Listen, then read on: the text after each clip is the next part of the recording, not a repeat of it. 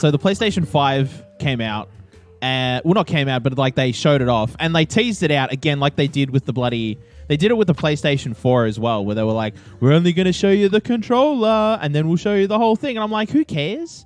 Like, I didn't care then, and I didn't care now. It was sort of like when everybody was going nuts about the controller, they were like, oh my God, it's white. It's like, yeah, okay. Like, it's not the first time Sony's done that, guys. Like, did you not remember the PlayStation 2 days where you could have a Sony controller in like every color you could imagine, as long as you knew a guy in Japan? But the actual like console itself is kind of an interesting shape. I mean, if y'all have seen the jokes about it being like compared to a Wi-Fi router, right? Yeah, it looks like it was designed by Alienware. But Alienware in like 2011. Oh yeah, like for sure. That's the vibe I get off it. It's a very like they what just used someone a little thought. bit too much plastic. Yeah, it looks like what someone thought the future console would look like back in like the mid 2000s. Yeah, absolutely. Because honestly, the first thing I thought of is it reminded me of like all those. Like, remember when it was going to be like the Xbox 720 after the 360 and like all this like random renderings of what it could potentially look like came out? Yep. That's exactly what I had. Yeah, this is the vibe I'm getting from the PS5. Like, yeah, it looks fine. The fact that they couldn't because there's two editions, all right? So there's the digital one and then there's the one. And there's the disc drive. Yeah. Yes? The fact they couldn't center the disc drive on the console somewhere and this, like the one with the disc has got like a hump in the bottom of it. Come on. Like, yeah. I think it's more just like, so they have, two more channels of making money. Like, yeah. Well, they have more diverse kind of products. So like some people, they can make more money off the actual PlayStation store. Yeah. Well, I think the reason that the digital one is the one that's like really symmetrical and like just looks like a console. I think they'll have a bigger drive. Or do you think they'll have a bigger drive? Yeah, I think they'll probably push that as like, it'll probably have a bigger hard drive.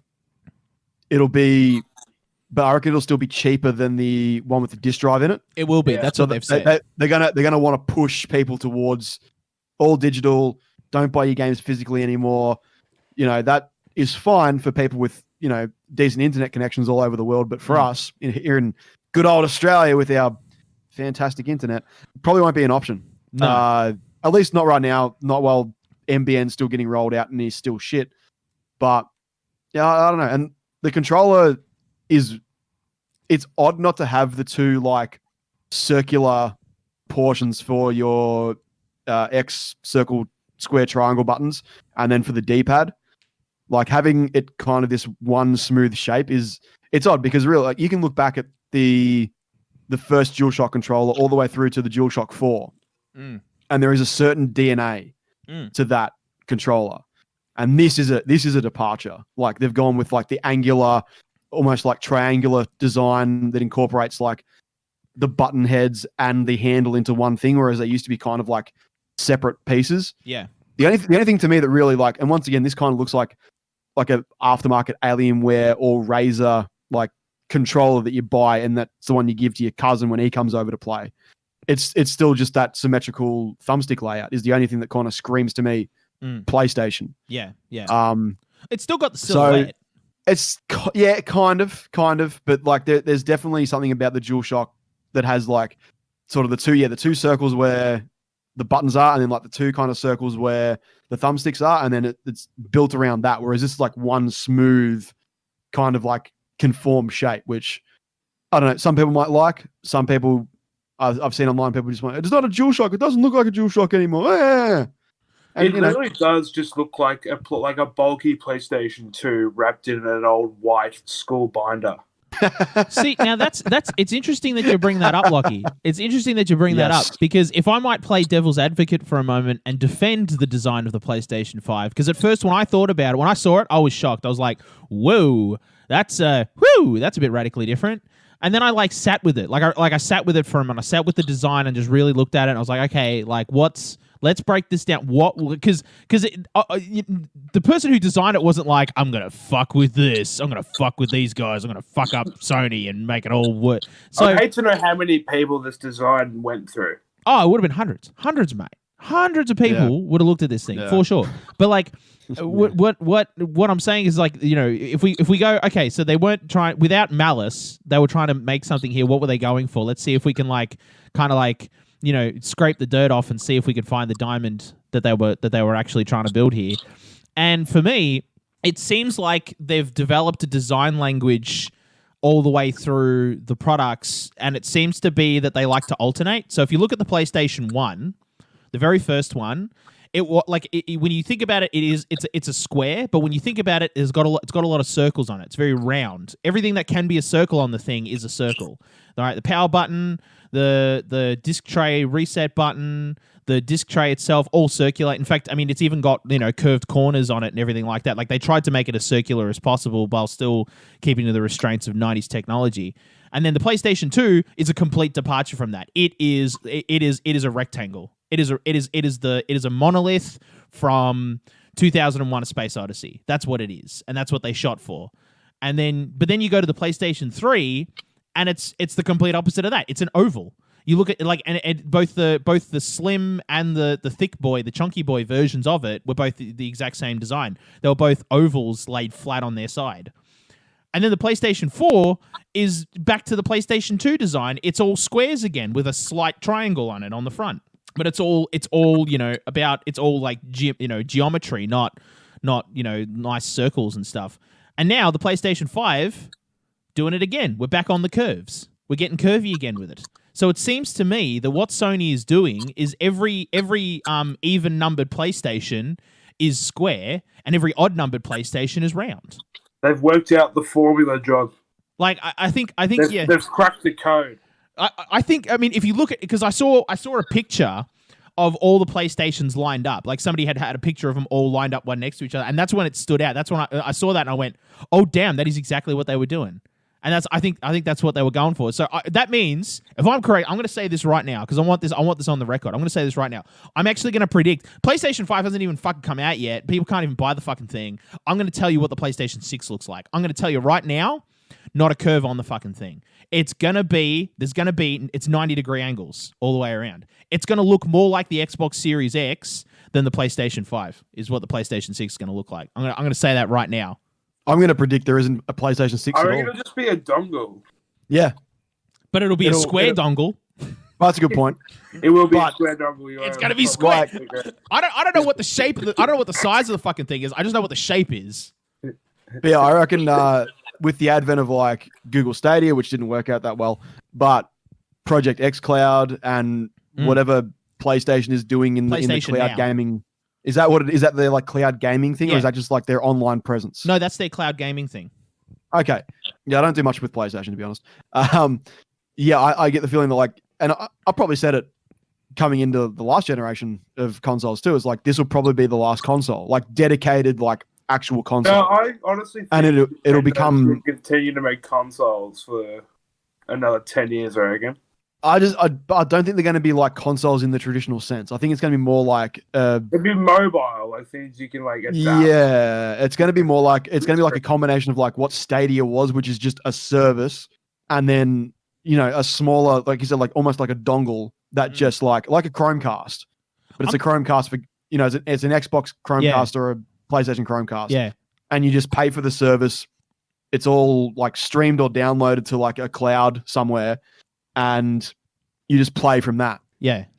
Sorry, you go. I don't know, like, because like brick and mortar stores are dying. No one really buys. Like, I love buying physical copies of games just to have them as a collection. But a lot of people 2 games was like the top echelon of like getting more bang for your buck in terms of pamphlets and things.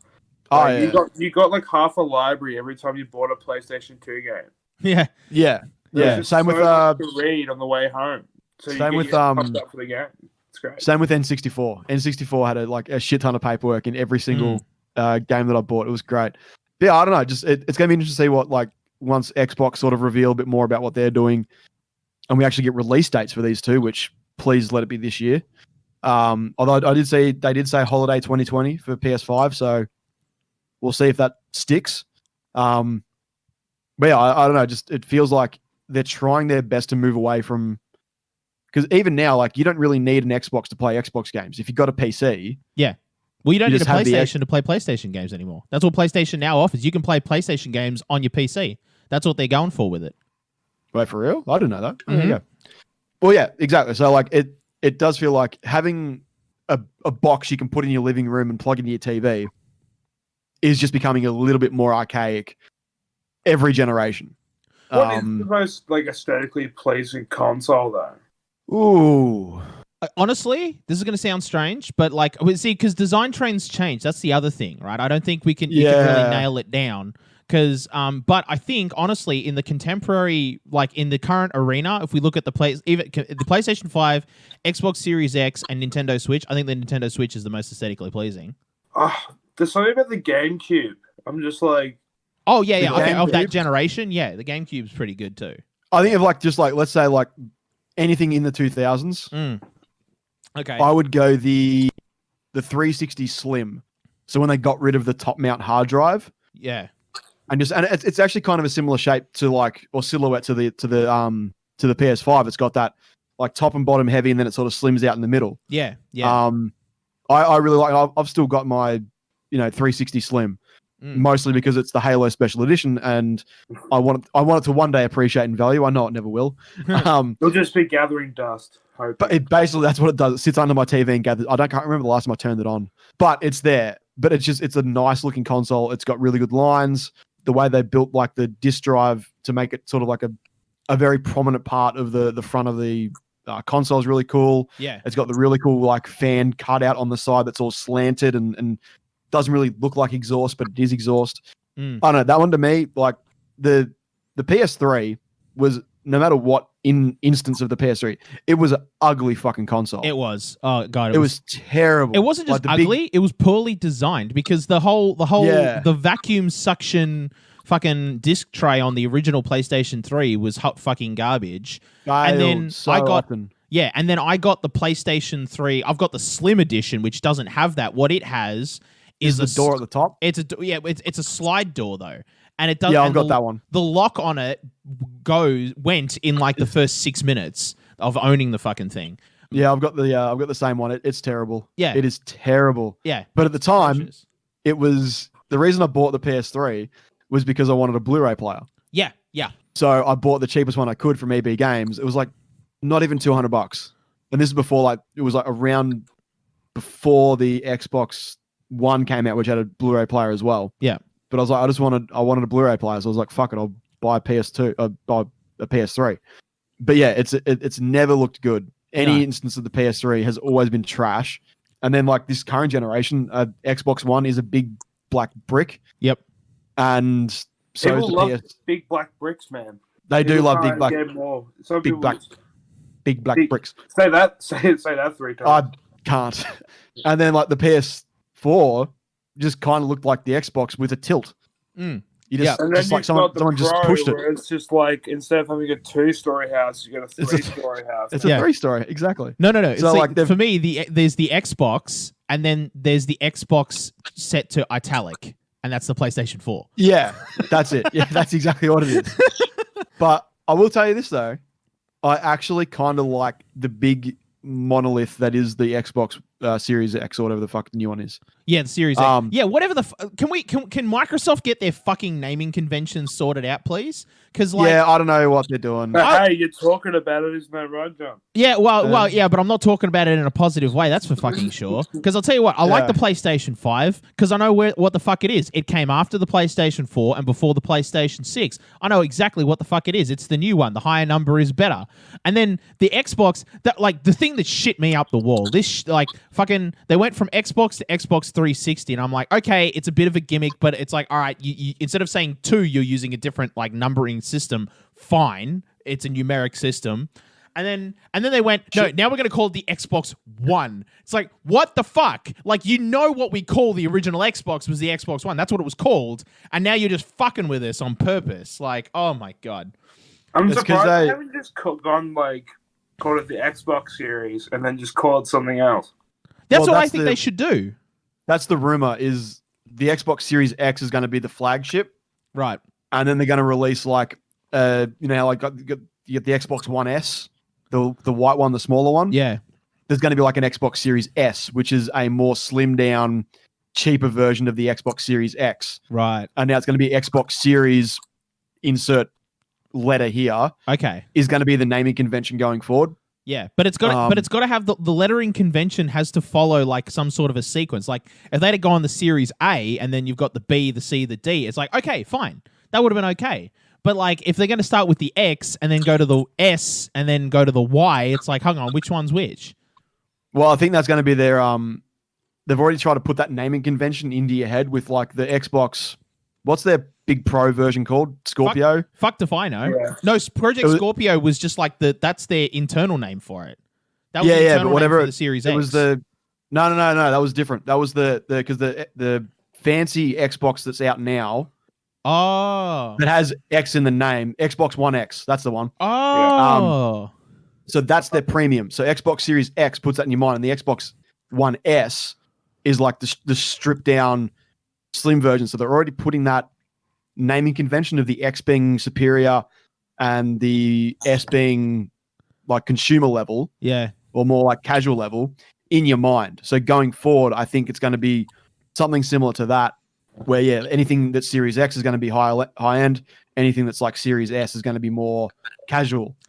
So that's just my assumption based on like all that I've heard and all that I've read in this lead up to this new console, because it is an interesting sort of like thing with not only the socioeconomic state of the world right now and, you know, factories with access to actually build these things is still pretty questionable.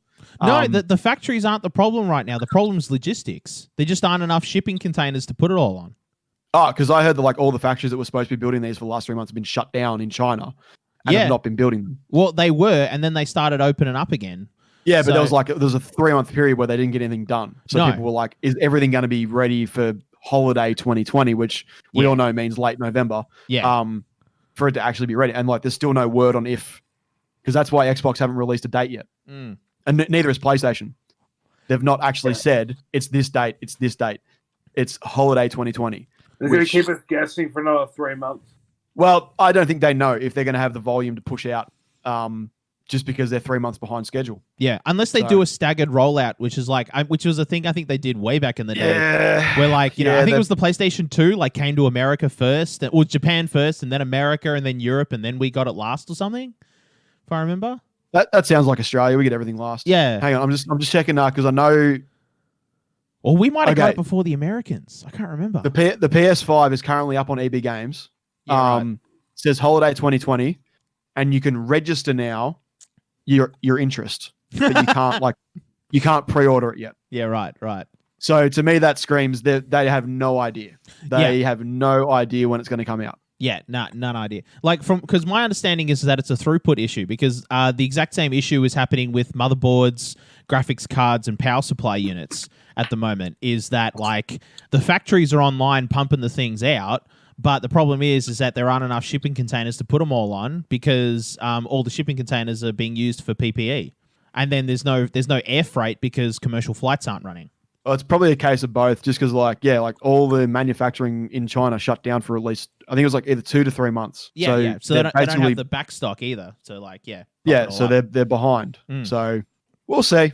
We will see. We will see. I didn't want to get into like logistics. I literally just wanted to talk about the design, just because I thought, okay, it's an interesting design, but I don't. Yeah, I think honestly though, at the end of the day, I think it's I like the PlayStation 5 design more than the Xbox Series X, because like I'm a fan of minimalism, and I like you know, geometric shapes and stuff like that. But the problem with the Xbox Series X is it looked like there was literally no fucking thought put into it, except for the top. The top of it is concave with where the air vent is. And I'm like, why is that concave as well? Because that's just going to be an pain in the ass to mount a fucking fan to it. And then I realized they made it concave because they don't want people putting their fucking, you know, energy drinks on the top of the thing while they're gaming, because that's where the air vent is. And it's like, it's smart. Otherwise that's the whole design thought, is what it looks like. It looks like they just took the default cube and blender, stretched it out a bit, and went, that's it. That's the design. And with that, welcome to Pint Party, a podcast designed to turn a beer and a chat into a tax write-off. I'm your host, John McLeish, and joining me this week are the other half of the gimmick gang, Lachlan Beazleigh and Ricki. Boys, welcome. Hello. Oh, hey. Sorry, my brain farted right in the middle of that sentence. It blue screened out for a second. Oh boy. Okay, so that's enough. I just really just wanted to talk design because I thought that was nice, and it's a bit different because all the other people are going to be, everybody else out there is going to be like, it's about the fucking teraflops, and I'm like, yeah, so what? They're all the same these days. It doesn't make that big of a difference. As long as it's a shiny box, people will buy it. That's it. You know what I mean? If it's got, that's it. That's the thing. So yeah. Consumerism. Yeah. Things that are also coming out soon. The trailer for Bill and Ted Face the Music dropped, and holy shit, that's exciting.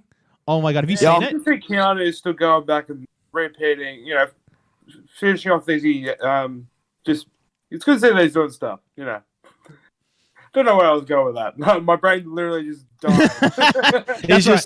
Look. We're all apparently having brain farts today. I'm super keen. It is like. It has been long. Everyone's been talking about this movie for ages. Oh yeah, like it's been in the works. It wasn't in the works. It was in the works. It wasn't in the works, and then it's finally happening. And it's one of those things where it, at the same time as it does feel like a sequel just for the sake of a sequel, this, like, I guess you'd call it a franchise now, not just like a movie and a sequel or a trilogy. It set itself. Well, it's going to be a trilogy now. Yeah, it set itself up for like doing a movie this far into the future because it was all about time travel and them having to save the world and us never really getting to see that at the end of Bogus Journey. So it's like, well, what does happen when you put, the fate of the universe in the hands of two slackers? Maybe they never get around to doing it. Yeah. Well, they didn't even learn to play instruments until the end of the second movie. Well, yeah, true. One of the things that I really enjoyed in this was cameo from Death we saw, so coming back from Bogus Journey. I'm keen for that. There's going to be time travel, which of course there was always going to be time travel. Oh fuck yeah. And just the idea of them going forward in time to just grab the song off the future versions of themselves that have already written the song is the perfect like slacker setup. Oh yeah. For this movie. So I'm all for it. Love me some Keanu. So yeah, I'm just very excited for this. Any good news about movies right now is good because the movie industry right now is in a bit of a state. It is in a bit of a state. Speaking of which, did you see the release date they put on that thing? Don't remember it. At the end of the trailer, it says summer 2020. So they want to do it in that that's American Chris Nolan. Yeah, so the Chris Nolan period. What? No, I'm not familiar with that one. Chris Nolan. So his new movie Tenet is slated for July. Okay. With no confirmation from any states in the US having like saying they're going to be reopening movie theaters. Yeah. So and everyone's like, if it does happen, it's going to be a Chris Nolan movie getting released in the summer against absolutely no fucking competition. Like nothing else will be out. Yeah. And they reckon it's going to absolutely clean up. Yeah, it would. But at the same time, I think Bill and Ted coming out at the same time isn't going to harm. Like Tenet isn't going to harm Bill and Ted. Neither is Bill and Ted going to harm Tenet because they're completely different genres. Universes, whatsoever. Yeah, they're not. Bill it's not action Ted movies competing. It's in the cult movie fan realm. It's not for the mainstream people because it's obviously not everyone loves the humor in Bill and Ted because it does get pretty silly. Like especially in Bogus Adventures, where it's like, dude, I don't think I'll be able to do affinity push-ups. Like, not everyone gets that kind of humor, but it's silly to like a very small clique of people, and they'll go see it in the summer, and then they'll probably go see Tenet as well. Yeah, for sure. It is going to be interesting once cinemas actually open up to see like what the structure is going to be of like, are they going to do less, screening times during the day, every second or third seat filled, which actually I am all for, to be honest. Yeah. Because I hate going to the cinema because I usually go by myself. Yep, me too. When I want to like go and review something. I will always be like, what was that? It's like good save. Yeah. Hey, look, I like going. And I've said this. Actually, it's real cathartic. Yeah. I go watch movies. Yeah, I've said this many times. I think a few times on the podcast. I prefer it. Me too. If it's a big event like Avengers, yep, I will go and see with friends. Oh, dude, last Avengers movie, I had the couple next to me were one of those. Oh, did you see that? Oh God, fucking slap those bastards. Prepared to have a words Words Yeah. are to be thrown. You need to have words with those people because those people just they need to stop. Look, this is the thing. Someone has to call them out on their shit. Because I know. if you don't stop it now, it's going to keep spreading like Corona. And then they're going to give it to their kids, and their kids are going to grow up to be dickheads, and you just don't want that. But because if I have to go by myself, I don't want to sit near people. I'm sorry. I just want to have like the seat either side of me, and that's it. Would you rather sit in the front and be by yourself, or be like in the back being grouped up with people? Oh, front by myself. Really? Yeah. I guess these days being too close to the screen isn't much of an issue unless you're going to like the Astor still. Yeah, or IMAX. I went and saw. What did I see there recently? It must have been Avengers, and I got like row C. Oof. And you are like craning your neck up to see the top of that screen. Like it's pretty rough at IMAX. Like usually you want to be basically at the back. Want to be F usually. You just want to be just way in the back. But if this is going to be the new norm of like every second or third seat be filled, I'm down for it. If I can just have 100%. Like like if I'm going to the movies by myself and I just have like the two seats either side of me empty, I will be more than happy. Just so I can have my own little space, because I like to go there and forget that I'm surrounded by 100 other people chewing and slurping their drinks loudly and talking during the goddamn thing. If I have my own little bubble, I'm happy. Yeah. No, I exclusively now go to the movies on my own. The last time I went to the movies with a group of friends, I was invited out and we went and watched. This is how long ago it was. It was the third Underworld movie, I think. Oh, God. Whatever the fuck that was called.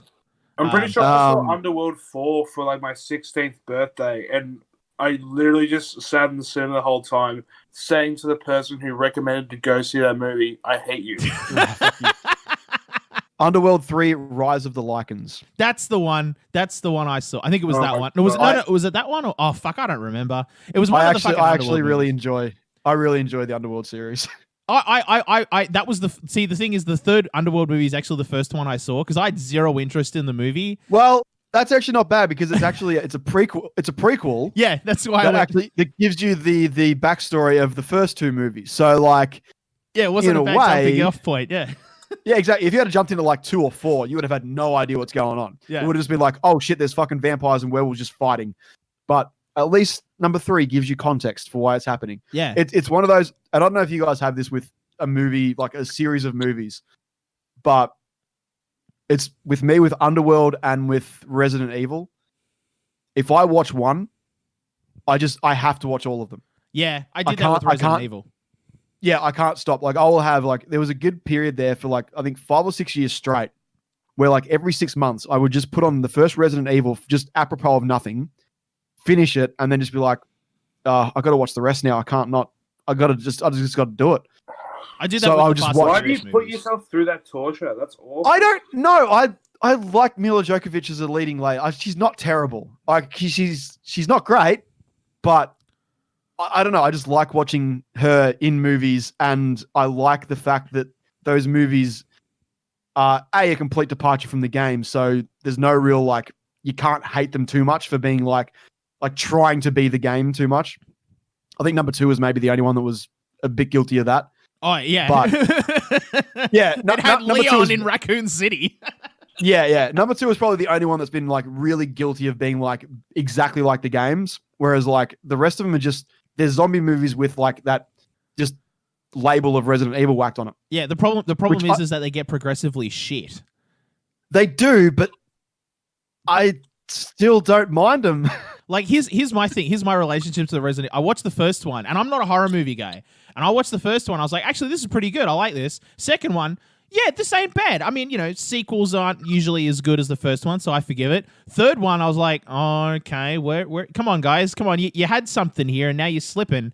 And then by the fourth one, it was sort of like, yep, no, just fuck everything. We're just gonna do it's apocalypse now. We're gonna do the apocalypse movies now. I'm like, what? Like, I keep watching them, hoping that like whoever originally wrote the first 2 movies comes back and goes, what the fuck is this shit show? Let's steer the ship back on course. Because they just turned real quick into watching really long video game cutscenes. Like, I felt like I was just watching levels load. I mean, essentially, yeah. I mean, it felt like they were making, the script writers didn't want to make Resident Evil. They were like, I fucking hate Resident Evil. I don't want to do this anymore.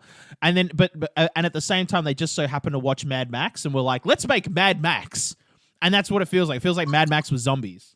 Each one of them is like a little like window into what was really popular in cinema at the time that it got made, or like in the year leading up to it getting made. Yeah. Because they'll be like, like you said, like that third one, I think it was the third one, is very Mad Max. Like they're in the desert. Yeah. With a truck or a convoy of vehicles. Yep. And they're going from one place to another to find water or some shit. I can't quite remember. Yeah. Yeah. But yeah, like they're little like snapshots of like what was popular in cinema at the time.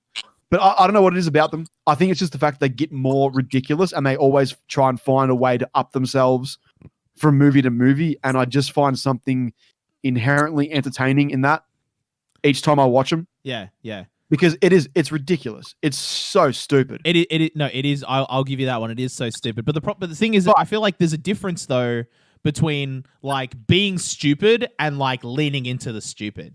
And I don't think Resident Evil leans into the stupid. It's just stupid. Like they're not trying to be stupid. No. They're trying to be serious. No, and make, they're like, thinking a movie. they're making quality material. Exactly. That's the problem. Which is the irony of it all. Because in their minds, the director goes home, sits in his trailer and goes, "We made art today, people." That was the best day yet, Hey, the director goes home and has sex with Mila Djokovic, so he's winning everything. All right, because I'm pretty sure because it's Paul W.S. Anderson, yeah. I've no idea. I don't even know who directs the fucking thing. I don't even care. He directed all of them. That's a waste of space in your brain. I know it's a waste of space in my brain, but like Paul W.S. Anderson has an interesting track record, but he directed all of them. I'm pretty sure without. Let's see. Here we go. Paul W.S. Anderson. I love that they call the last one the final chapter. They definitely think that's not spoofy though. Like, they're making another one. I guarantee you, they're going to make another one. Yeah. Well, so he's married to, Mila Djokovic. So, fuck, he's winning in life, man. He's doing all right. But he did all the Resident Evils. Yep. He did Event Horizon, which is not a bad movie. No, that's not a bad movie at all. Did Alien versus Predator, which I fucking love for just like the camp value of Aliens versus Predators. Yeah. And he did fucking Death Race, which I think is a very underrated little like microcosm of. Dude, who's the actor? Who's like the old kind of wisdom dude in that? He's also with Cody Banks. What the fuck's his name? In Death Race. Yeah. He's old guy in Death Race. He hangs out with fucking Jason Statham. What's his name? Oh, you're killing me. God damn. Ian McShane. Yeah. Ian McShane. Yeah, he's the old wizened guy in like everything. Yeah, he's been typecast forever. He has. But he does it solidly. Like, I really rate his ability to do it. Yeah. He's also Blackbeard in one of the Pirates. I watched Pirates last night, the first one. Oh, you got him the Disney Plus little rant payer. Yeah, well, last night I was like, I'll go to bed and I'll chuck on Infinity War. And if I'm still awake, I'll chuck on Endgame and probably fall asleep to Endgame. I fell asleep to Guardians 2. Yeah, that's easy to do. See, the problem is I got through Infinity War, chucked on Endgame, and was just like sucked right in. And it was like fucking 5 hours later, I'm still awake. I just like falling asleep watching Endgame. I think it's great. Listen to the soundtrack of Brandy just play and I'm just falling asleep. Oh yeah, no, Guardians has a pretty fucking sick soundtrack. I had a double feature night last night as well. I don't know, that's just a strange coincidence. I watched the Netflix flick, was it Lovebirds or Lovebirds, I think it's called, with Kumail Nanjiani in it. And so I watched that and that was pretty good. I was like, oh yeah, this is actually pretty good. I like this. And then just like I did a fucking hard 180. Like I just ripped that handbrake and just threw the thing hard left and then watched Moneyball. Yeah. Oh, nice. Moneyball's a good movie. It's surprisingly good. Moneyball fucking slaps. Yeah. One of Jonah Hill's like, he's really trying in that performance. Oh yeah. He really is. Like that's like that. Yeah. Also, bloody Chris Pratt's in it. Yeah.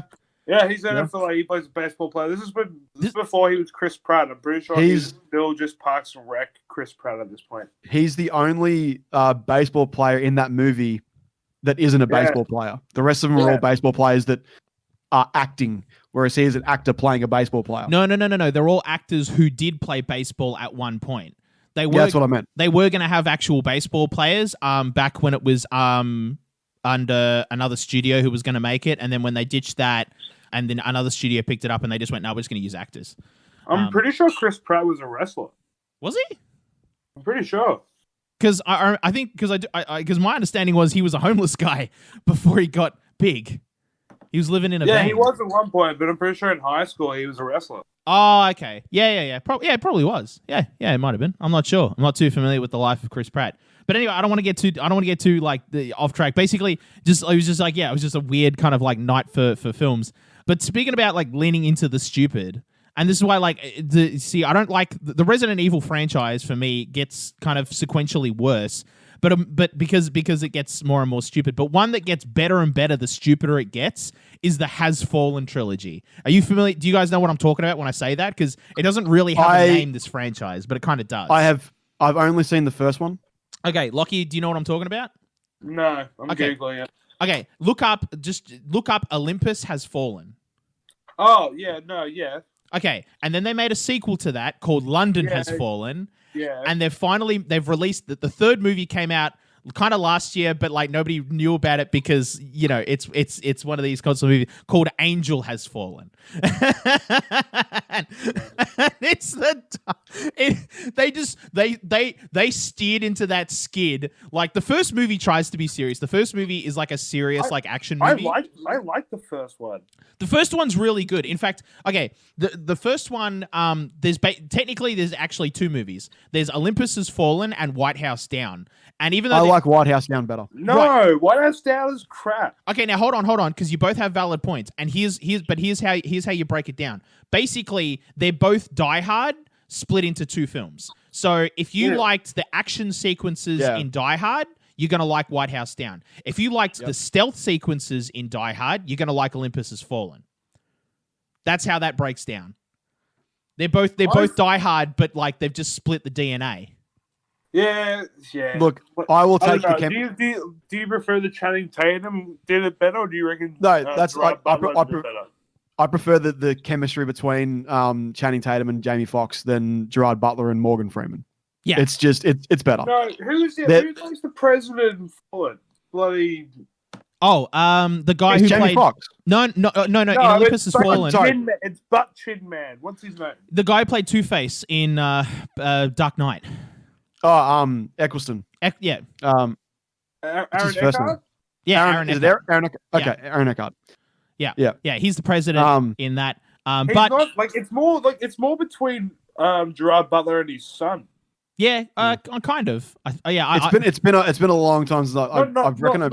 It's like the president's son, and like because he teaches him how to like where to go in case of emergency. Yeah, it's like they spend like 15 minutes on the whole thing. It's crazy. I honestly can't remember much about that movie. Honestly, this is me watching Olympus Has Fallen about 6 years ago. Yeah, like I think I did fell asleep to London Has Fallen as well. Like no pun intended. It's just literally. Yeah. So like at least I've gone back to like White House Down a couple of times just because the limo scene right at the end of the movie where like they bust a limo out of like the fucking underground car park or whatever. Like that is, and like once again, it's a movie that knows exactly what it is. It's probably one of those cases of like, it's again one of those weird cases where you've got two movies that are exactly the same coming out within like 6 months of each other. But it does feel like the directors or whoever was producing White House Down knew about Olympus Has Fallen, got a hold of the script, were like, it's a bit serious. Let's chuck Jamie Foxx and Channing Tatum in this one and make it just kind of a silly little romp. I'll bet you the writers they are housemates. Succeeded. They probably are, honestly. Like they probably all live in the same flat because they're all probably poor out their ass living in LA. And so Olympus Has Fallen guys and the White House Down guys probably all live together. And yeah, that's probably what caused it. Because I mean, Hollywood's so fucking incestuous as it is. That's probably why. There is actually there's a phenomenon surrounding that, like Dante's Peak and Inferno, Independence Day, what is it, fucking Armageddon and Deep Impact. Yeah, like there is a phenomenon that is like studied where there will be like a thing that is in a producer's meeting that someone will then leak to another studio, and like there'll be a race to see who can make that kind of movie the quickest. Yeah. It happens more than you'd think so in Hollywood, but this is another case of it. It does. It does. Just because like there'll be someone will leak something from a studio, another studio will get a hold of it and be like, fuck, we can do it better and quicker. And then they'll try to get it out before the other studio gets theirs out. And like, yeah, they've mined it for like every sort of, especially natural disasters. Natural disasters get stripped so much for this concept. Oh yeah. Yeah, it's a weird thing in Hollywood that's just like, fuck, we can get it out first, we can get it out cheaper, and we can get it out better. And it's usually not better. No. But so Olympus Has Fallen, though, what I want to say about that was that like that was kind of, they were trying to be a bit more of a shoot action movie with it. And it's not bad. It's not bad. Is it the best? No. White House Down was definitely the better film in my opinion, but it's not bad. Right. It's not bad. But here's what redeems here's what redeems Olympus Has Fallen. What redeems it is its sequel, London Has Fallen.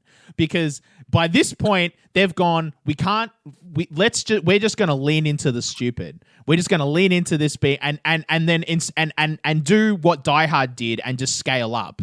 And so yeah, well, that's the thing. How do you top the White House? Exactly. So they do the entire fucking city, and the whole of London gets taken over by terrorists, and it's fucking great, and it's just completely stupid. It is completely and utterly stupid, and I love it. And it was like, and I was like, this is a good movie because it's stupid. It is gun porn from like start to end. It's great. And then I didn't think they could do it any better. I was like, this is it. We're done. We've told this story. I don't know if there's any more to tell here. And then they bring out... Why is Morgan Freeman still working? Okay. So here's why. I looked this up because he did talk about it in an interview. Basically, what Morgan Freeman said is he likes Gerard Butler. Like, he really does. Like, they get along. They're good mates. And they pay him really fucking well. So, like, he gets paid to hang out with his mates. And that's why he does the movies. It's the Adam Sandler model. Kind of. But also Morgan Freeman's like, you know what I mean? It's an easy paycheck. And he's like, fuck yeah. Morgan Freeman. Like, yeah. It's an easy check. He's like, fuck, why not? And at any point he knows, like, cause he's gotten a long, illustrious career doing absolutely fucking fantastic movies. Now he just wants to cruise on, you know, and he wants to cruise into retirement. I don't blame him for that. Yeah. Fuck yeah. Now he does stuff like Now You See Me. Yeah, that's right. Easy movies. Like, real easy. I think he's doing it a little more gracefully than Robert De Niro's been doing. Yeah. You can nearly pinpoint when Robert De Niro stopped giving a fuck. Yeah, 100%. Sometime around that Meet the Parents phase, it was like, yeah, I was going to say, it's probably around the fuckers phase, yeah. Angel Has Fallen. I'd love to know how many titles they went through. Dude, like oh my God, I went down a fucking rabbit hole because I was so excited. So like, anyway, so Olympus Has Fallen was the White House. London Has Fallen was the entire city of London. I'm like, how the fuck are they going to top this? They don't. Like I said, their formula is lean into the stupid. So they don't top it. They don't try. They go, we're not even going to try. We're going to change. We're going to flip the script. So instead of it being Gerard Butler trying to save the president, it's Gerard Butler trying to save Gerard Butler.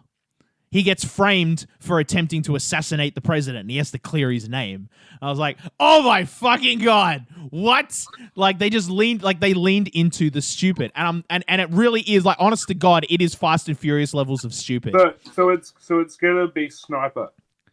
Like, but Sniper, but even more stupid. Okay. Oh my God. It's an action movie, and you're supposed to watch it like the guy from Family Guy when he watches Steven Seagal movies and he's like, fuck yeah, America, get some. Like, you're supposed to do that with these movies, but I laugh my ass off the entire way through. For me, they're comedies, not action movies. I mean, there is always an element of comedy within action. But yeah, when there's no self-awareness from the people making the films, it does make it a bit funnier. No, this one, they are very self-aware. They must be. Are they? They have to be this because the stunts and the story is so stupid that they have to be self-aware. They have to be aware. They're just like, let's pull out all the tropes. There's a really fine line there though. Like, and you're right. It's like that moment it reaches satire to like the satire threshold and then passes it. Yeah. Especially in American cinema. Is really hard to pinpoint sometimes. Yeah, it feels like they're like riding the line. You know, they ride the line between satire and serious. But for me, that's kind of the sweet spot. Yeah, I'll have to actually watch because I saw Olympus Has Fallen, saw the trailer for London Has Fallen and was like, yeah, I can pretty much work out what this movie is. Don't need to watch it. And then saw Angel Has Fallen, did the same thing. I was like, I could probably skip it. Oh, But you absolutely can. You can skip all 3 movies. You can just watch the trailers and get the whole plot. Yeah. For the pure now curiosity of like, is it actually like, are they being self-serious or are they like actually poking fun at themselves? I need to know now. So I'm going to have to watch it and come back with a report next week as to whether I think this is actually like riding the line of satire or whether they are so self-serious that they can't even like imagine being made fun of for this. Absolutely. And here's the thing. Here's the kicker. It's not a trilogy. They want to make 3 more of these movies.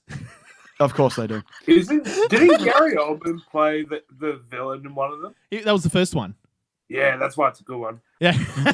Man, why don't, like, okay, seriously. Okay, Ricki, once you watch Angel Has Fallen, you'll be like going, what the, how are they going to make 3 more fucking movies out of this? And that's from Gerard Butler. He wants to make 3 more of these. Like, dude, he's looking old. Like, I just watched the trailer just then. Like, he's looking old. Yeah, dude. I have no idea. He's gonna Van Damme it though, I reckon. He might. I have no idea how he's going to do it. Because honestly, when I heard that he wanted to make 3 more of these, the impression I got from it was he was doing a Vin Diesel. Like, he's decided this is his franchise. Yeah. He's gone, this is mine. This is my meal ticket, and I'm going to pump these bastards out. Like, and that's and you know what? I'm not against that. Like, he's found something to do. He's done so many different genres though. He has. No, he has. He's a guy who likes to bounce around a lot. And I think he's found something that he can like really sink his teeth into, and I'm not against that. If he wants to be there and put the work in for it, I will fucking turn up for every single one. If he wants to save the world on a daily basis, sure. Mate, I will go and watch every single movie that Gerard works on. I'll do it. I will watch all of the Has Fallens. I'll watch every single one. And I'm so excited about whatever they make next because I just want to see how much more fucking stupid they can go with it. I'm so excited. Do a crossover franchise between the next American Assassin movie has just been crossed with the Fallen series. Oh no! No, the Has Fallen series and Fast and the Furious. Oh fuck! Oh god! Oh fuck! Oh my god! Oh, I'm getting erect just thinking about that. Holy shit! Have either of you guys seen Geostorm? Yeah. Yes. Yeah. Yes. I actually really like it. It's like that's it. Is like he that. I forget. Is he like a mathematician or is he just like a meteorologist? He's like a rocket scientist. Is he? Okay. He's a fucking weatherman. Yeah. He's Gerard with the weather. There's going to be a Geostorm. But it's literally that like movie. The MA15 plus version of Always Cloudy with a Chance of Meatballs. Yeah, well, yeah, pretty much. No, it's the MA15 plus version of The Day After Tomorrow. Yeah. Well, no, that's the thing. That movie is sans Geostorm. There's not actually a Geostorm in the movie because they saved the day. Yeah, but you don't get to see the Geostorm. No. I wanted to go into that movie. I saw it in cinemas. I had to review it for fucking radio. I wanted to see a Geostorm, and I did not get a Geostorm. I got the start of a Geostorm, but I didn't get a whole Geostorm. And I feel your Geostorm I feel robbed. Not full. It did not runneth over, and you got teased with no release.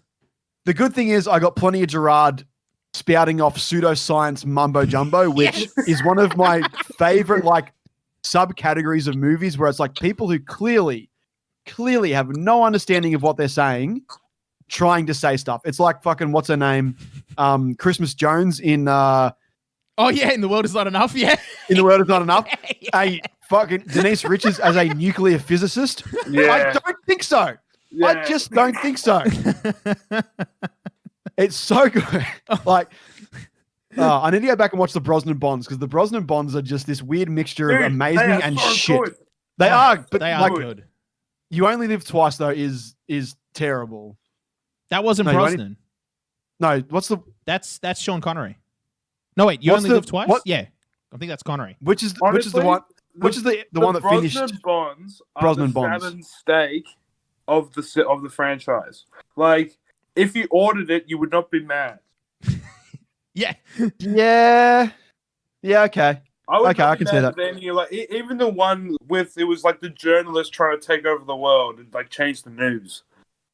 That's I think it was the third one. It was the one before. That was The World Is Not Enough? No. It's after that one. No, it was before that one. Wait. Because Tomorrow Never Dies?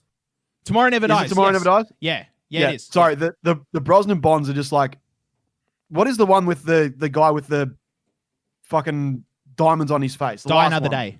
Yeah, it's Die Another Day. Thank you. It's not your own list one. The one Die with Another Madonna does the song. Yeah. She's fencing. She's fencing for some reason in that movie as well. Yeah. Dude, that movie's ridiculous. It is. It's so good. the bit where he's like hang gliding or whatever on the fucking wave, Yeah, and he's got a bit of and he's got a bit of the car. Korean waves into North Korea at the start of the movie. Yeah, they surf into North Korea. It's fucking like that is for me. That is classic Bond though. Like that is like let's just fucking pull out all the stuff. Like it is. It was just like the only thing that could have made that movie better is if they had a character called Octopussy. Like that's the only way they could have made that movie better. The thing is like the Brosnan Bonds for me are.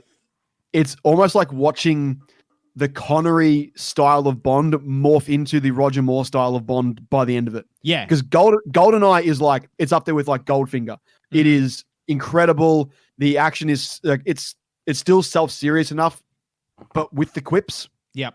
But by the time you get to Die Another Day, it is full on Roger Moore, like just the cars can do anything. There's a million gadgets. Like it's really Roger Moore by the end of it. And there's like this morphing period. And like the couple of movies in the middle, you get that again. Like it's just like, is this more Connery or is it a bit more Roger Moore?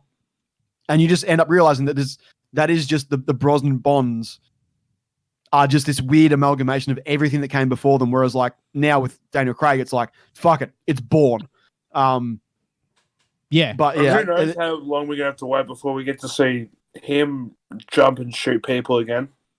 See, the thing is, like, it's like you're right about the whole Jason Bourne thing. Like, Casino Royale was very much like that, and so was Quantum of Solace. But with Skyfall, I think that was the next. Yeah, it was Skyfall was the one after. Yeah. They changed it up again a little bit. Yeah, well, no, then they started to go back. There was still motifs. There was heaps of motifs and throwbacks. Like that's what I mean. Skyfall, they went, okay, we're going to break away from the Bourne genre and go back to a more of a classic Bond gimmick. And that's we brought back Q. Connery. Yeah, they were very Connery. Oh, they fucking nailed. Fucking A, they did. And they brought back all the gadgets and all that. Like they brought back all the DNA of Bond. Is what made Skyfall a good movie. And then Spectre is just more of that. And I was like, fuck yeah, I'm okay with it. So we just pretend that Quantum of Solace doesn't exist. For me, Quantum of Solace and Casino Royale don't exist. Both of them. They're both shit movies.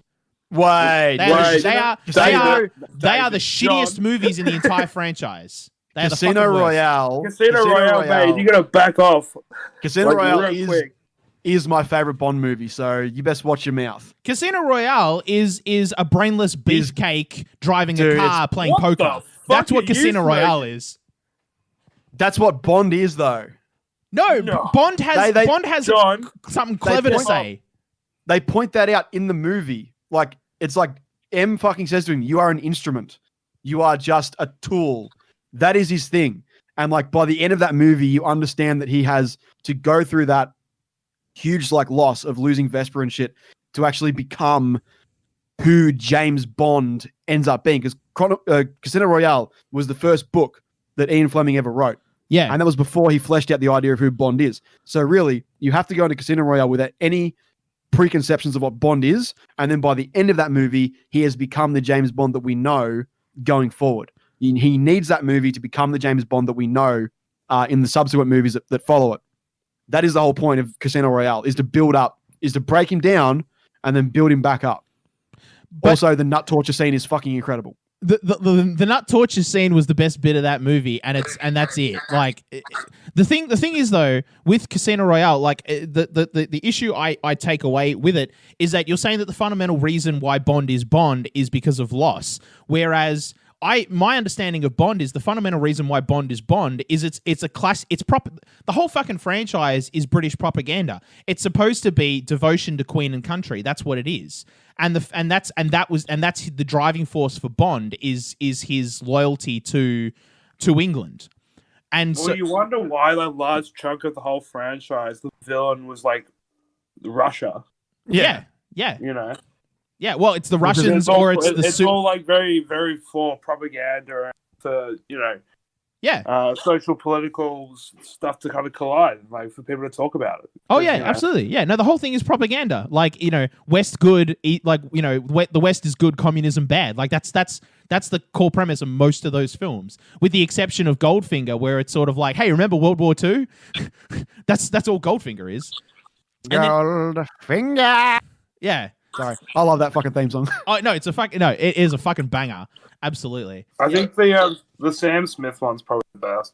Oh, dude, the Sam Smith one. Which one was that? Come on.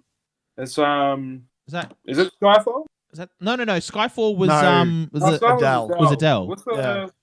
What's the Sam Smith one? That'd be Sam Spectre, Smith. wouldn't it? Did he do Yeah, Spectre? it was Inspector. Yeah. I don't think that's the. No. Spectre doesn't jump out at me. No, don't just spit at it. Sam Smith did a really good job. It's probably like one of the better things of that movie. And the other thing was probably Christoph Waltz rocking up every 15 minutes. And then that one scene with Batista in the car chase, and that's like it.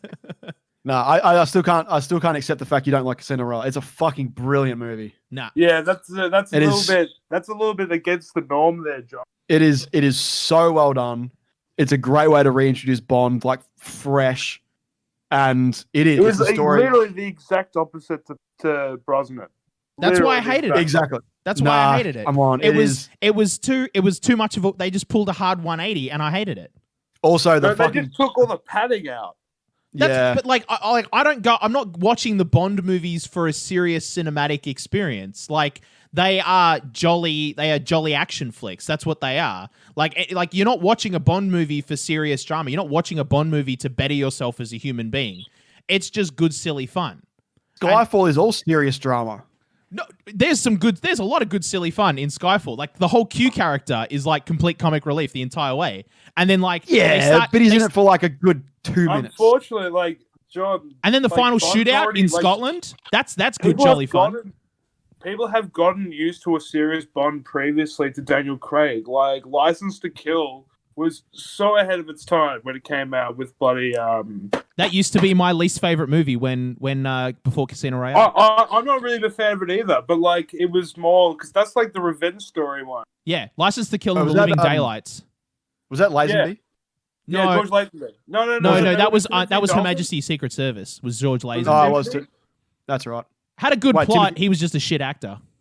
But no, like a part of the plot, like people were kind of turned off from this style of Bond just generally because it was a darker, serious Bond. Oh yeah, yeah. I think then Daniel Craig kind of came out, and the audience had progressed to the point where they're able to do that because we had, all the Bourne series already happened. People were kind of ready for James Bond to kind of do something similar, but still within the tropes of James Bond. But that's what I mean. There weren't any James Bond tropes in Casino Royale. Like, what were the tropes? He fucked every woman he saw. Did he though? And they pretty much, they're playing against expectation. Like they ask him how he wants his martini, and he says, "Do you think I give a damn?"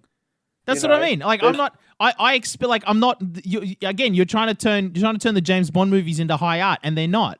Like that's like it's popcorn cinema is what it is. You're supposed to just go and just have a good time. Things can't change and develop. No. Well, like that's. I mean, no. Actually, no. It's not. Because that's if you want to do that, you make another franchise. You make something else. You then go and do something else. A franchise doesn't run for that long without having some kind of, mood change, or the value set of the whole franchise doesn't change. You don't develop the character, then it just gets fucking stale. They started realizing that. And that's why after Pierce Brosnan, they realized, we probably can't have this kind of glam-handed womanizer with a gun anymore. We're going to kind of change it up. Are you kidding? And Daniel Craig was perfect. Like that's what the Mission Impossible series is. They went, we're going to strip out all the character development.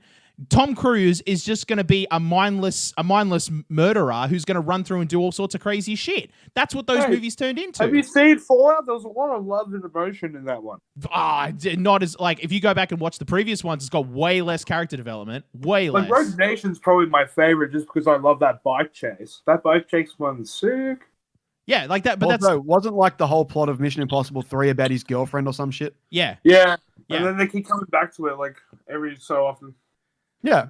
So it's not, things aren't just like devoid of, one element of storytelling just because the majority of the storytelling doesn't involve that. There still can be elements of that thrown in. And I think like the way they've done the Craig Bonds is like, and apparently like the Casino Royale version we got is like relatively close to the novel. Yeah. So I'm like, well, if that's Ian Fleming's vision, then, we got to get a little bit serious before we can have a bit of fun. And that's what that's why I fucking love Casino Royale. Well, like, and unfortunately, Quantum of Solace was made during a writer's strike. So yeah, fucking the director and fucking Daniel Craig were on set each day writing the script as they went. Oh my god, that's why that movie is a little bit of a mess. Now you can't knock that because they did the same thing with Iron Man 1. Yeah, I know, but like Iron Man 1 was a little bit different because Daniel Craig is not Jon Favreau. Yeah, that's true. Yeah, and they didn't have Jeff Bridges and they didn't have Robert Downey in there nutting it out. Yeah. They had Daniel Craig and that's about it. And then what's her name? Olga. Kira. Yeah. She's good in stuff. She needs to be in more stuff. She's a really good actress. She really is. She does need to be in more stuff for sure. She's probably in a lot of Russian cinema that I've never seen. She probably is. Yeah, that's probably what she's doing these days. All right. Well, before we go, we've talked a lot about like kind of like I said, a lot of silly, stupid movies. Does like I suppose I would recommend everybody watch the Has Fallen trilogy. I really do. Like but go into it with that you are watching this is popcorn cinema. Like you're not. This is caramel popcorn cinema. Yeah, exactly. Right, with extra sugar on top. That's what it is. Like you go in and you're not going to be roused or inspired. You're here for a laugh, right? And that's why I'd highly recommend it. But with if you want something more cerebral, Lochie and Ricki, you two are the film buffs on Pint Party. Do you have any recommendations of movies that are streaming at the moment that are a little bit more either cerebral in terms of like they make you think, or you think they push cinematography or cinema forward in some way? Or I think it's been on there for a little bit, but if you haven't seen Lady Bird, I watched that this year. It came out a few years ago, but Lady Bird on Netflix is really solid. It's like a nice little coming of age film between like daughter and a mother. Yeah. No, my dad saw that one. That's the one that's set in 2002, isn't it? It's about a yeah. It's pretty good. Mid-90s also got released on Netflix. Oh, for real? Yeah, that's on Netflix. Oh, fuck yes, I'm gonna watch that. So that's Jonah Hill's directorial debut. You want to give me like just a quick synopsis of that one? Mid-90s, did you say it was called? Yeah, so is it Venice or is it Santa Monica? I think it's Santa Monica because it's really based around skateboard culture. Yeah, so it's a heavy skateboard film. It follows the story of this really young kid who comes from a shady, difficult household, and he ends up befriending like a whole group of skaters, and it's all about them just out and just like dealing with issues and just being kids, but it's like really heavily entrenched in the culture of skateboarding and like nostalgia. Yeah, right. And it's the aspect ratio is 16:9. Oh, okay. Right. Okay. All right, Ricki, what about you? What do you recommend? I think one right now that I think not only hits on a very important socioeconomic thing right now, but also just a good film in general. Black Klansman. Yes. It's popped up on Netflix. Fantastic. It's a okay. Absolutely. The only criticism I have of that movie, honest to God, is the last like 90 seconds to 2 minutes of that movie. Because it was sort of like, by the way, you watched an entire movie to understand the message, but if you didn't understand the message, here's the actual message of the movie. And it was sort of like, you gave us that. That's fine. You didn't need to. Otherwise, why don't you just give us this 3-minute thing instead? Like, no, that's what it just. I also feel like the end of that movie was more along the lines of, even though there was progress made, nothing had fundamentally changed. That's what the end of that movie felt like to me. Yeah. And for a movie based in the 70s, that is a very, very apt sort of way for the movie to end, because sure, you achieved something within this small community, but the issues at large have not changed. So but I love Black Klansman. Yeah, no, I love it. I love the It's like definitely. I'd say the one thing about that film, like if you're just a casual member, it's a little hard to get into the story just because the dialogue is really pretty heavy. But yeah, I think that's just the thing. Like it's heavy on purpose because it has to be to deal with the content. Oh, they don't pull any punches. But like for a person who just usually just watches, the Ryan Reynolds flick, it's not going to be something that you're going to be super comfortable with first off. Like no. But I think Alan Baldwin, kind of really smashes the glass in the first scene, and kind of gets you pretty. It's pretty much trial by fire, I think, in that first scene. It's fantastic, amazingly acted, really well directed. It's good job. Yeah, and it might give a lot of people some historical context, which is never a bad thing, because it is based off a true story. Yeah, it is. Or someone's memoirs or something like that. No, it's based on a true story. The guy, I saw the guy do an interview, and there he was with his membership card. He was like, "Yep, here I am." I was like, "Oh damn! All right, there we go." Also, Topher Grace does a really good job playing David Duke, the head of the KKK. Yeah. It's a really hard. Honestly, I could imagine how for an actor to kind of push yourself to those kind of places, it would be very difficult. And I know how much arty-farty kind of actor Topher Grace is. See, that's the thing. Topher Grace always consistently surprises me because, for me, he went from being the Weasley teenager idiot in that '70s show to this, and it's sort of it's sort of whoa, oh my god, Topher can act, holy shit. But you go, no, there's stuff that's going on in between. He was the villain in Predators, and he was fucking amazing in that too. Oh shit, I think that might have been it. Fuck it. Predators is an old movie at this point. Yeah, it's been out for ages. You haven't seen it. But I forgot. No, that's the twist is that he's the villain. But yeah, but he's fucking good in that movie too. He's very good at playing an arsehole. He is. Yeah, he really is. That's he apparently for all reports, he's a very nice person, but he manages to exude this arsehole quality when he plays arseholes so well. Oh yeah. Fucking Spider-Man. Yeah. Fucking Predators. I can't imagine anyone else having to play or doing a good job of playing David Duke. He fucking nails it. He was in Ocean's 11 as well, wasn't he? He did a cameo in that. Was it 11 or 13? I cannot remember. Which one's the one where Rusty's teaching celebrities how to play poker? It's the that's 11. The first one. Yeah. He was in that too, again, but he was playing Topher Grace, the asshole, and it was really good. Yeah, he's in 2 as well because there's something about the hotel. I'm not sure if he's just there or if he's a part owner or something, but he's in the second one. Oh, okay. I completely forgot. All right. Yeah, cool. All right, well, with that, we'll leave it there. So we got some good recommendations there. We've got mid-90s and Black Klansman. There's some good, if you want some real cerebral... Also, finished watching Rick and Morty. Yeah, watched the rest of it. My God, yes. Fucking hell. I do. I've been queuing them up. I've been waiting for them all to finish releasing, and then I'm going to go and binge It's all good to go now. Yeah, right, finished last week. It is, yeah... I need the new season now. I need season 5. It ends and you're just fuck, I need more. Also, I don't know if Dave has started a trend or Dave was following a trend, but so many people on that I have on social media are binging Avatar right now. So maybe just do that as well. Yeah. If you haven't seen, I didn't really get to voice my opinions on Avatar. I love it. Yeah, I think I've got it both on Blu-ray and on DVD, and I have caught on DVD. All the box sets. I think I've watched it about 8 times. It's one of my favorite pieces of storytelling. How the characters develop and I think we're going to dedicate a whole episode to it. I think we will. It's worth a watch if you don't. I might have to give it a rewatch. It's been 2 or 3 years. Yeah, it's been about a year for me. It probably need a bit of a refresh. Is it just because it's come up on Netflix in the last month? Is that why everyone's binging it right now? I think Dave's kind of snoozed on it. I think because I told him that we were having a discussion about it a while back. He hadn't seen it, and then I think he saw it recently just because I'm not sure if someone told him to watch it or what. Well, I think because it's popped up on show, and now everyone knows about it. It's popped up on Netflix, and I think it's recent.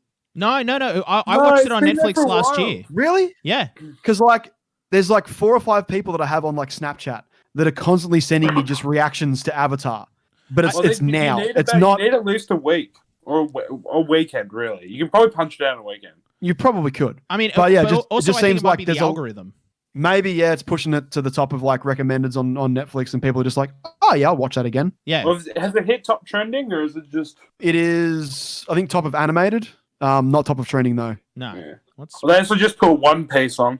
Yeah, they did. Maybe. I don't know how many episodes of One Piece are on. 130, 131. Oh, so it's only 4 seasons. Yeah, That's a drop in the bucket of One Piece. literally a drop in the bucket. A single tear for a hardcore Piece fan. Yeah, exactly. All right. Well, with that, Yeah. we'll leave it there. I want to thank my guests for joining me today, Lochie and Ricki. Boys, thank you. Not a problem. Thank you, John. And if you like this episode, please tell 2 friends in 2020. Be sure to, you can listen to us on Spotify or Apple Podcasts or anywhere you like to listen to podcasts. And be sure to hit subscribe on Apple Podcasts or I think it's called follow on Spotify. It really helps us out a lot. And you'll also then get, then you'll see when new episodes pop up. It'll be great.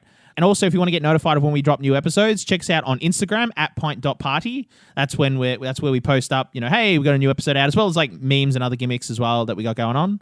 And if you're looking for something to watch that is not quite as cerebral or as, heavy hitting or even not quite as stupid as the Has Fallen trilogy or less, cerebral than mid-90s or something. If you're looking for like that kind of like that nice middle ground between like serious and silly, I'm streaming on Twitch most days of the week on twitch.tv/pintparty.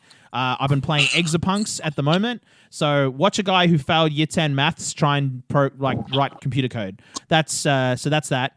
And if you don't want to watch it live, which not everybody can, they're all of the VODs are up on our YouTube channel as well. Which We have a YouTube channel. It's fantastic. We do, and you can listen to the podcast there as well. Every episode of the podcast is there. Again, except for episode 5, I have to remind myself I have to get that. I have to fix that. For some reason, that's the one episode it doesn't have, and I don't know why. So Black Keith a lot. Yeah, but there's like every other episode is there, including this one will be up on YouTube. But if you just search Pint Party on YouTube, will pop up, and you can go there and you can watch all of the all the stream archives, and it's perfect for background watching. Like if you're working from home at the moment, you want to put something on in the background, you can pop that on. And at this point, there's well over 50 hours worth of content, so you're not going to run out of like stuff to like have on in the background. It's fantastic. So with that, this has been Pint Party. Cheers. Cheers.